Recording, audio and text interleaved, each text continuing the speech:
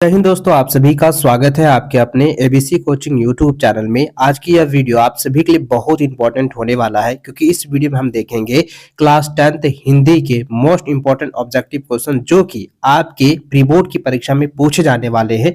तो इस वीडियो में बताया गया हर एक क्वेश्चन को आप अच्छे से देखना है, अच्छे इसको रिविजन कर लीजिए, क्योंकि 14 दिसंबर को यही सारा क्वेश्चन जो है आपको देखने को मिलेगा। ठीक है, आप हमारे चैनल पर पहली बार आए, चैनल को सब्सक्राइब जरूर कर लेंगे। तो चलिए दोस्तों, देखिए क्वेश्चन क्या दिया है। तो सबसे पहला क्वेश्चन जो है खंड क में है, जो कि अपठित गद्यांश और काव्यांश से दी गई है। इसमें लिखा है कि निम्नलिखित गद्यांश को पढ़कर उससे पूछे गए प्रश्नों के उत्तर दीजिए।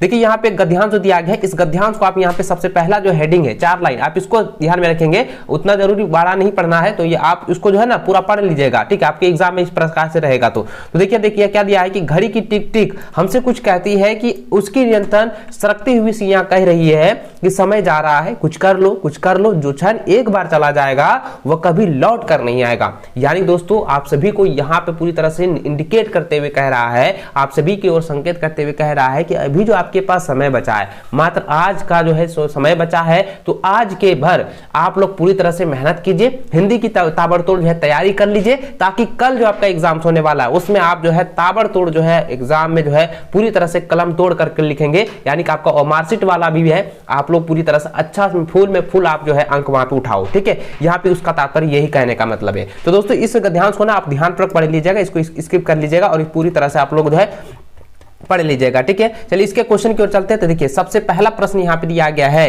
कि घड़ी की निरंतर सरकती हुई सुइयां क्या कहती है। क्या कहती है? कुछ आराम करो, कुछ घूम लो, नाच लो या कुछ कर लो। तो वो कहती है कि अभी जो समय बचा हुआ है उसमें आप कुछ कर लो। तो ऑप्शन 4 इसका सही आंसर होगा।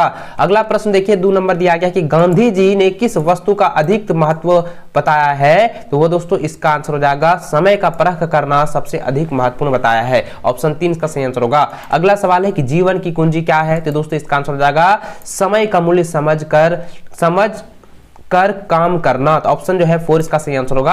अगला सवाल चौथा नंबर है कि अधिकतर व्यक्ति जीवन के अमूल्य क्षण किस प्रकार खो देते हैं। तो दोस्तों उड़ेबुन में कर देते हैं। ठीक है, यहाँ पे देखिए क्या लिखा है, उधेड़बुन में कर देते हैं, यानी कि मटर गश्ती में, खेल कूद में जो है अपना समय बिता देता है और वो अपना सही अमूल्य समय को जो है क्षण भर में जो है खो देता है। तो ये आप सभी के लिए काफी इंपॉर्टेंट, इसको आप लोग ध्यान में रखेंगे। चलिए आगे बढ़ते हैं। अगला सवाल यहाँ पे देख सकते हैं, कहता है कि इस काव्यांश को पढ़ लेना है। तो देखिए यहाँ पे काव्यांश की कुछ पंक्ति है, मैं कुछ पंक्ति पढ़ देता हूँ। लिखा है कि कुछ भी बन बस कायर मत बन, ठोकर मार पटक माथा तेरी राह रोकते पहन। तो इसको ना आप लोग पढ़ लीजिएगा। ठीक है, चलिए इसके क्वेश्चन आंसर की चलते हैं। तो देखिए यहाँ पे जो है इसका क्वेश्चन दिया गया है 5वां नंबर कि कवि के अनुसार किस प्रकार का जीवन व्यर्थ है। तो दोस्तों कायर बन के चुपचाप जो रहना, ये कवि के अनुसार जो है जीवन पूरी तरह से व्यर्थ है, बेकार है। ठीक है, तो ऑप्शन 4 जो इसका सही आंसर होगा। अगला सवाल है कि रे मानुष बस कतार कंद्रन का आशय होगा। तो दोस्तों यानी कि दुख से रोना जो है इसका आशय यहाँ पे बता रहा है। ऑप्शन 3 इसका सही आंसर होगा। अगला सवाल है कि कवि मनुष्य से क्या कहना चाहता है। कवि मनुष्य से कहता है कि मनुष्य कायर बनकर ना रहे, इसलिए इसका आंसर क्या हो जाएगा, ऑप्शन नंबर 4 जो है इसका सही आंसर होगा। अगला सवाल 8वां नंबर है कि पथ चूमे तरकस का अर्थ है। तो क्या होगा इसका बच्चों, इसका आंसर हो जाएगा पथ में कांटे हैं, यानी कि जो है पथ में कांटे हैं, लेकिन फिर भी आपको आगे बढ़ते जाना है, आपकी मेहनत जो है बरकरार रखनी है। आपको ये नहीं कि कठिनाई आई मुझे पीछे कदम ले लेना है, नहीं, कदम आपको पीछे नहीं लेना है, आपको कदम को बढ़ाते रहना है जब तक आपका लक्ष्य पूरी तरह से कंप्लीट ना हो। ठीक है, चलिए आगे बढ़ते हैं। अगला सवाल जो है आपका व्याकरण से दी गई है। इसमें दिया गया है कि जिस वाक्य में कर्ता, क्रिया और कर्म उपस्थित हो वहां कौन कौन सी क्रियाएं होती है। तो दोस्तों वह जो है सकर्मक क्रियाएं होती है। याद रखेंगे, जिसके वाक्य में कर्ता, क्रिया और कर्म तीनों उपस्थित रहता है उसको हम लोग सकर्मक क्रिया कहते हैं। इसको आप कॉपी में जो है अच्छे से नोट कर लीजिए। अगला सवाल दिया गया कि कौन सा वाक्य अकर्मक क्रिया का उदाहरण है। तो बच्चों इसका आंसर होगा बंदर नाचता है, यह अकर्मक क्रिया का उदाहरण है। ठीक है, अगला सवाल है कि मैंने संवेद भिजवाया, यानी कि मैंने संदेश भिजवाया, ठीक है। याद देखिए, मैंने संदेश भिजवाया, क्रिया के भेद का नाम बताइए। तो यह क्या है? प्रेरणार्थक क्रिया है, यानी कि ये जो है प्रेरणा दे रही है, मैंने संदेश आपको भिजवाया है। तो दोस्तों इसका आंसर क्या हो जाएगा? ऑप्शन नंबर 4 हो जाएगा, ठीक है, प्रेरणार्थक क्रिया। चलिए अगला प्रश्न दिया गया है कि दादी बच्चों को कहानी सुनाती है, इसमें से क्रियापद कौन है? तो दोस्तों यहाँ पे क्या है? कहानी सुनाती है, और क्रिया का मैंने कहा था ना, क्रिया किसे कहते हैं आपको पता होगा, क्योंकि आप मैट्रिक के बच्चे हैं, आप 10वीं के विद्यार्थी हैं और आपका कल एग्जाम्स है। तो यहाँ पे थोड़ा सा आपको तो कंफ्यूजन लगेगा ही, क्योंकि क्रिया होता क्या है मैंने इसको पहले भी आप लोगों को डिस्कस करके बताया हुआ है। क्रिया का मतलब होता है जिस काम का होना, करना का बोध होता है, उसे जो है क्रिया कहा जाता है। तो दोस्तों यहाँ पे किसका होने का बोध हो रहा है? सुनने का, यानी कि यहाँ पे है सुनाती है। तो यहाँ पे क्या हो जाएगा? बच्चे जो है बच्चों को जो है दादी कहानी सुनाती है, तो सुनाती ही क्रिया हो जाएगा, ठीक है। चलिए आगे प्रश्न दिया गया है कि पिताजी के द्वारा अखबार पढ़ा गया वाक्य में कौन सा भेद है? तो यह जो है कर्मवाची है, क्योंकि पिताजी के द्वारा जो है कर्म किया जा रहा है, यानी कि कर्म का बोध हो रहा है। तो इसलिए ऑप्शन 2 इसका सही आंसर होगा।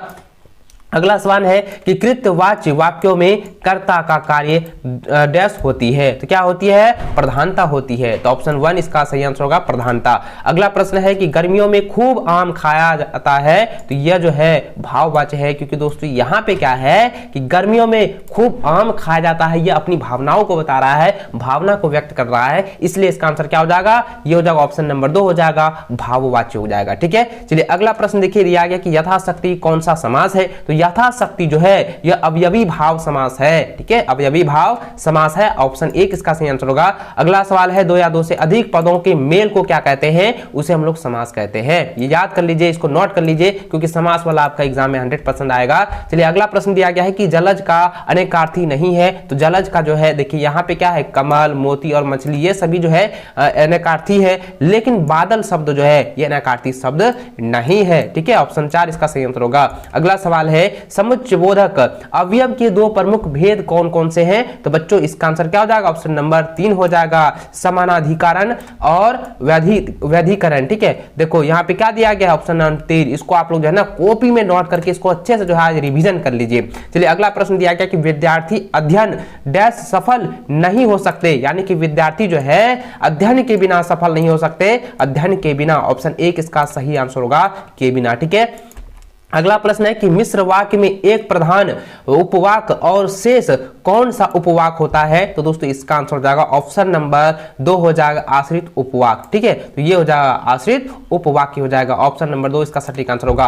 अगला प्रश्न जो है खंडगो है, जो कि पठित गद्यांश से दी गई है, जो कि आपके चैप्टर से उठाए गए हैं, जो कि यहाँ देख सकते हैं ये जो बाल गोविंद भगत वाला दिया गया है। दोस्तों मैंने पहले भी बताया कि बाल गोविंद भगत वाला और मन्नू भंडारी वाला आप जो है ना याद कर लेना, ठीक है, क्योंकि वो एग्जाम में आता ही है। देखिए कौन कौन सा आता है मैं आपको बता देता हूँ। एक हो गया बाल गोविंद भगत, एक हो गया नेताजी का चश्मा, ठीक है, ये हो गया 2 हो गया, और एक परशुराम वाला वो काव्यांश में आता है छोटा सा। उसके बाद दंतुरित मुस्कान, ये 4 से लेकर 5 तक आप उसको तैयार कर लेना। और उसके देखिए जितने भी कविता है ना, जितने भी कविता आपके कॉपी में सॉरी किताब में है, उसकी जितनी भी कवि, कविता का नाम, लेखक का नाम, रचनाकार का नाम, निबंध को लिखने वाला का नाम, वो सारा चीज जो है ना आप याद कर लीजिएगा, क्योंकि उससे 100% आपकी जो है एग्जाम में क्वेश्चन दिए जाते हैं। तो इसलिए दोस्तों उसको आप लोग अच्छे से याद रखेंगे। जितने भी कविता है उनके कवि का नाम, जितने भी कहानी है उसके लेखक का नाम, सभी को याद कर लेना है, ठीक है। चलिए आगे बढ़ते हैं, इससे रिलेटेड जो प्रश्न दिए गए उसको समझते हैं। तो देखिए यहाँ पे दिया गया कि बाल गोविंद भगत का कद कैसा था? तो दोस्तों बाल गोविंद भगत का कद जो है वो मनझोला था, ठीक है, याद रखेंगे मनझोला। अगला प्रश्न है कि बाल गोविंद भगत गले में कैसी माला बांधे रखते थे? तो दोस्तों इसका आंसर जाएगा तुलसी की माला जो है बांधे रखते थे, ठीक है, ऑप्शन नंबर 4 इसका सही आंसर होगा।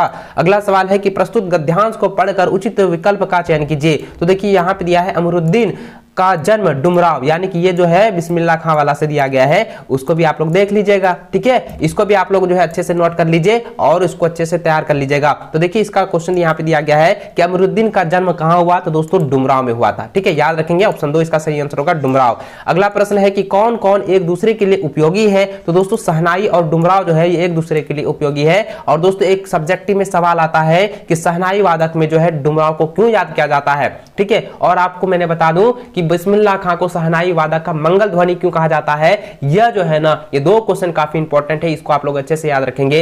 इसको एक दोनों में से एक तो कंफर्म है कि बोर्ड परीक्षा में टच होने वाला है। चलिए आगे बढ़ते हैं। अगला सवाल देखिए, दिया गया है कि पठित काव्यांश में कि प्रस्तुत काव्यांश को पढ़कर सही उत्तर का चयन करें। तो देखिए मैंने जिस तरीके से बताया ना कि दंतुरित मुस्कान वाला आएगा, देखिए यहाँ पे दिया है, तो इसको आप लोग नोट कर लीजिए। देखिए दिया गया है कि तुम्हारी ये दंतुरित मुस्कान धन तुम मह भी तुम्हारी धन्य, चिर प्रावासी का इतर मैं अन्य, अतिथि से प्रिय तुम्हारा क्या रहा संपर्क, अंगुलियां माँ की कराती रही मधुपर्क। तो इसको जो है ना आप पढ़ लीजिए। चलिए इसका क्वेश्चन की ओर चलते हैं। तो देखिए यहाँ पे दिया गया प्रस्तुत काव्यांश के कवि कौन है? देखिए मैंने अभी जस्ट बताया आपको कि जितने भी कवि हैं, जितने भी कविता हैं, उनके कवि का नाम आप लोग याद रखेंगे। तो देखिए यहाँ पे वही पूछा गया है कि ये जो दंतुरित मुस्कान वाला कविता है ना, इसके जो है कवि का नाम क्या है? तो उसको इसका नाम क्या है? नागार्जुन। तो ऑप्शन नंबर क्या हो जाएगा? ऑप्शन नंबर 3 इसका सही आंसर होगा, नागार्जुन। ठीक है, चलिए अगला सवाल दिया गया है कि दंतुरित का क्या अर्थ होता है? दंतुरित का अर्थ होता है नए नए दांत। दोस्तों आपने देखा होगा कि जो बच्चे का जन्म होता है उसका नए नए दांत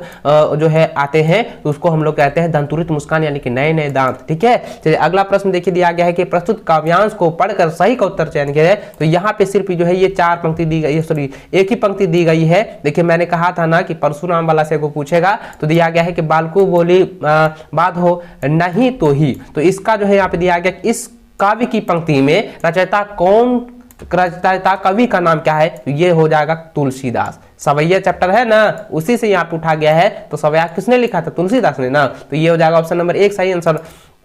अगला प्रश्न है कि उपरोक्त पंक्तियों में कौन सा अलंकार है? तो दोस्तों यह हो जाएगा अनुप्रास अलंकार है। ठीक है, ऑप्शन 2 इसका सटीक आंसर होगा।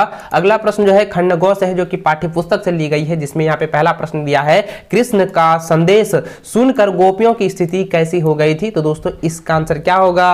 आप मुझे बताएं, क्योंकि मैंने अभी जस्ट एक वीडियो मैंने आपको मॉर्निंग में दिया है, उसमें यह क्वेश्चन दिया हुआ है। तो इसको आप लोग जो है अच्छे से याद करेंगे। इसका आंसर आएगा बिरहा की आग जगी, यानी कि दोस्तों उसकी जो है वो जो उसके प्रेम के आस में लगे हुए थे, लेकिन जब वो संदेश को सिर्फ भिजवाया गोपियों को, तो क्या हुआ? तो वो उद्धव के द्वारा, तो उसका जो है बिरहा में आग लग गई। ठीक है, तो ऑप्शन नंबर जो है 2 इसका सही आंसर होगा, बिरहा की आग जगी। ठीक है, चलिए अगला प्रश्न देखिए, दिया गया है कि उत्साह कविता किन अर्थों और इशारों को करती है? तो यानी दोस्तों उत्साह की जो कविता है वो किन अर्थ और इशारा को दर्शा रही है? तो दोस्तों इसका आंसर हो जाएगा ऑप्शन नंबर 2 हो जाएगा, ललित कल्पना क्रांति चेतना के साथ नव निर्माण, नव संचार की ओर जो है यह संकेत कर रही है, इशारा दे रही है। तो ऑप्शन 2 इसका सटीक आंसर होगा। चलिए अगला सवाल जो है दिया गया है कि मुख्य गायक की आवाज कैसी होती है? तो मुख्य गायक की जो आवाज होती है ना, वो किससे रहती है? देखिए ये क्या होता है? चट्टाने भरी भारी नहीं, तिनके जैसे कमजोरी नहीं। तो मुख्य गायक की जो आवाजें होती है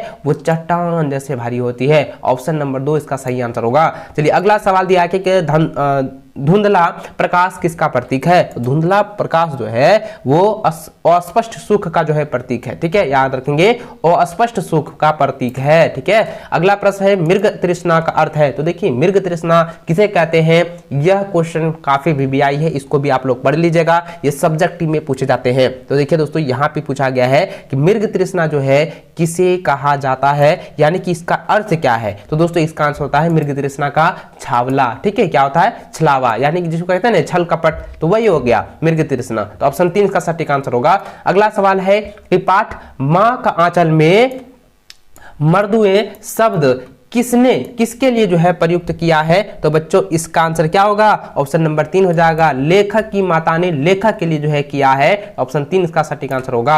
अगला प्रश्न है कि मूर्तिकार ने अंत में मूर्ति के नाक के लिए क्या सुझाव दिए? तो दोस्तों इसका भी आंसर क्या होगा? जिंदा नाक लगा दी जाए, इसको लेकर जो है सुझाव दिया था। दोस्तों जॉर्ज पंचम की नाक अखबार में क्यों छप गई थी? उस क्वेश्चन को आप अच्छे से जो है रिवीजन कर लीजिएगा। जॉर्ज पंचम की नाक जो है खो गई थी, उसकी दशा किस प्रकार से व्यतीत किया गया था और किसको इंडिकेट निर्देश दिया गया था, ये भी आप लोग जो है याद कर लीजिएगा, क्योंकि ये दोनों क्वेश्चन में एक क्वेश्चन आपका 100% टच होने वाला है। चलिए आगे बढ़ते हैं। अगला सवाल देखिए दोस्तों, यहाँ दिया गया है कि सना सना हाथ जोड़ी प्रार्थना लेखिका ने किस देश की युवती से सीखी थी? तो दोस्तों इसका आंसर हो जाएगा ऑप्शन नंबर 3 हो जाएगा, नेपाल देश की लड़कियों से। ठीक है, चलिए अगला प्रश्न है कैप्टन कौन था? देखिए काफी VBI है, मैंने कहा था कि पान वाला जो चैप्टर है नेताजी का चश्मा से, वो उससे जो है 4 से 5 क्वेश्चन जो है आपका एग्जाम में दे रहा है, तो इसको जो है आप लोग नोट कर लीजिएगा। तो यहाँ पे दिया कि कैप्टन जो है वो कौन था? कैप्टन किसको कहा जाता था बच्चों? तो कैप्टन जो चश्मा बनाने वालों का ना, तो चश्मा बनाने वालों, जो चश्मा बेचने वाला था ना, सॉरी, चश्मा बेचने वाले को कैप्टन कहा जाता था, जो कि लगड़ा था, अपाइज था, उसी को जो है सभी जो है उसको कैप्टन कहा जाता था। और क्यों कहा जाता था, ये क्वेश्चन आप एग्जाम्स के लिए जो है तैयार कर लीजिए, ठीक है। चलिए आगे बढ़ते हैं। अगला सवाल दिया गया कि लेखक ने खीरा खाने से क्यों इनकार कर दिया? तो दोस्तों इसका आंसर क्या होगा? तो दोस्तों इसका आंसर हो जाएगा आत्मसम्मान की रक्षा के लिए जो है उन्होंने इनकार कर दिया था। तो ऑप्शन 2 इसका सटीक आंसर होगा। अगला सवाल जो है दिया गया कि फादर कामिल बुल्के हिंदी को किस रूप में देखना चाहते थे? तो दोस्तों इसका आंसर हो जाएगा, यह हो जाएगा राष्ट्रभाषा के रूप में जो है देखना चाहते थे। दोस्तों यह ऐसे ऑब्जेक्टिव 40 क्वेश्चंस हैं जो कि आपकी बोर्ड की परीक्षा के लिए काफी इंपॉर्टेंट है। इसको परीक्षा से पहले एक बार जरूर रिवीजन कर लीजिएगा, क्योंकि इसमें से क्वेश्चंस आ सकते हैं, ये आप लोगों का श्योर है, ठीक है। तो चलो दोस्तों इस वीडियो में बस इतना ही, मिलता है नेक्स्ट वीडियो में, तब तक जय हिंद, वंदे मातरम।